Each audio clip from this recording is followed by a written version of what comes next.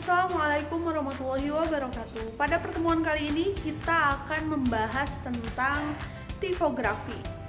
Pada pembelajaran kali ini tujuannya itu agar kalian mengerti dan paham bagaimana penggunaan tipografi.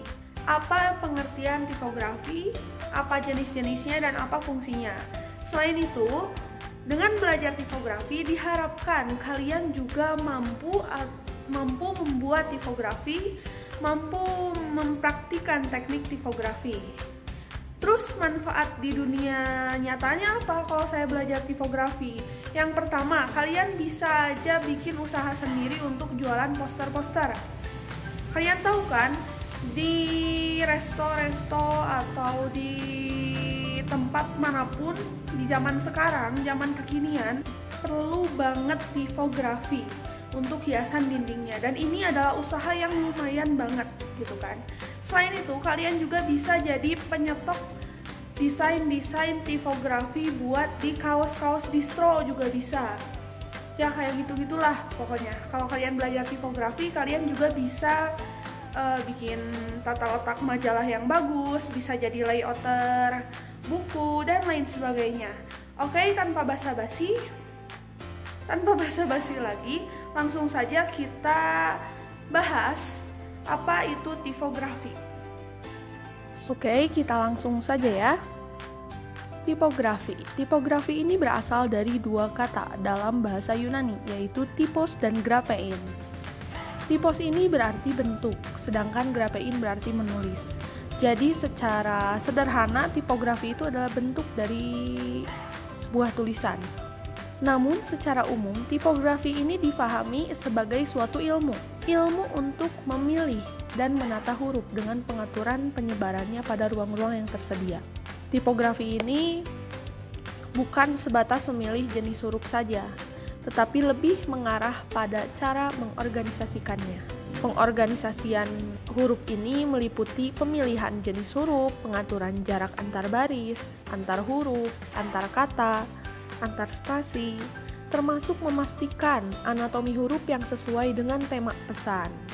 Berikutnya, tipografi ini sering dikatakan juga dengan visual language. Kenapa? Karena tipografi bukan sekedar penyusunan saja, tapi juga dapat dikatakan bahasa yang dapat dilihat. Sebagai contoh, di sini sudah saya sediakan nama saya dibuat dalam beberapa jenis font.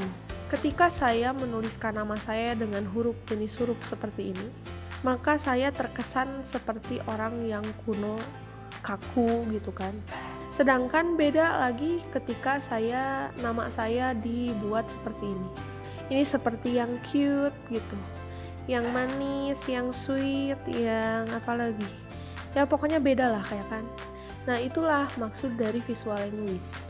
Nah, berikutnya ada beberapa hal yang harus kita pahami ketika belajar tipografi. Yang pertama, legibility atau kejelasan bentuk huruf. Legibility ini adalah tingkat kemudahan mata mengenali suatu karakter atau rupa atau tulisan tanpa harus bersusah payah.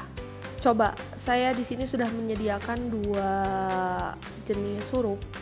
Coba kalian perhatikan baik-baik mana yang gampang kalian pahami. Kejelasan bentuk huruf ini dipengaruhi oleh beberapa hal. Yang pertama, kerumitan desain huruf. Yang kedua, penggunaan warna.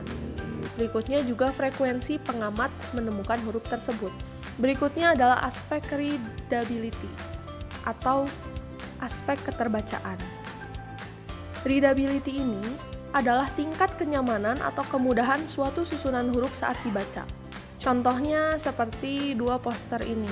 Yang pertama, gimana menurut kalian? Mudah gak dibacanya? Kalau yang kedua, saya langsung kebaca nih, hope to see you there. Kalau yang pertama saya kurang. Kenapa? Apa sih yang mempengaruhi readability? Yang pertama, jenis huruf. Yang kedua, ukuran. Yang ketiga, pengaturan, termasuk di dalamnya alur, spasi, perataan, dan yang lainnya. Dan yang ketiga, kontras warna terhadap warna belakang, terhadap latar belakang. Pembahasan berikutnya adalah jenis dan karakter tipografi. Yang pertama adalah serif.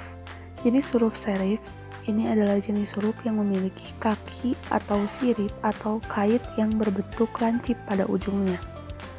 Huruf serif ini memiliki ketebalan dan ketipisan yang kontras pada setiap garisnya. Seperti pada contoh, di setiap ujung huruf ini ada yang seperti kait. Seperti pada huruf S ini, di atasnya seperti ada kait. Begitupun juga di bawahnya. Itu adalah karakter dari huruf serif. Kesan yang ditimbulkan dari huruf serif ini adalah klasik, anggun, lemah gemulai, dan feminin. Berikutnya adalah sans serif. Sans sendiri artinya tidak, berarti sans serif adalah jenis huruf yang tidak memiliki serif atau kait pada ujungnya, dan memiliki ketebalan huruf yang hampir sama. Contoh huruf sans serif ini adalah Arial. Dia tidak memiliki kait seperti pada huruf serif. Kesan yang ditimbulkan adalah modern, kontemporer, dan efisien. Berikutnya adalah skrip atau manuskrip.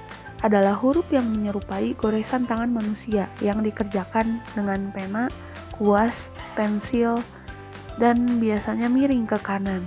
Kesan yang ditimbulkan dari karakter manuskrip ini adalah sifat pribadi dan akrab. Berikutnya adalah monospes. Adalah huruf yang mempunyai karakter lebar yang sama pada setiap hurufnya. Contohnya saja ini huruf W dan huruf I. Mereka memiliki ruang yang sama. Huruf A dan B, mereka juga memiliki ruang yang sama. Terakhir adalah dekoratif. Adalah huruf yang merupakan pengembangan dari bentuk-bentuk yang sudah ada, yang ditambah dengan ornamen atau garis-garis dekoratif. Jadi, huruf-huruf yang sudah ada itu dikembangkan. Contohnya saja di sini. Ini huruf I itu kan titiknya harusnya dot. Sedangkan dalam font Cookie Monster ini huruf I titiknya menjadi bentuk love. Kesan yang ditimbulkan adalah dekoratif dan ornamental. Jenis karakter font ini cocok untuk digunakan pada headline.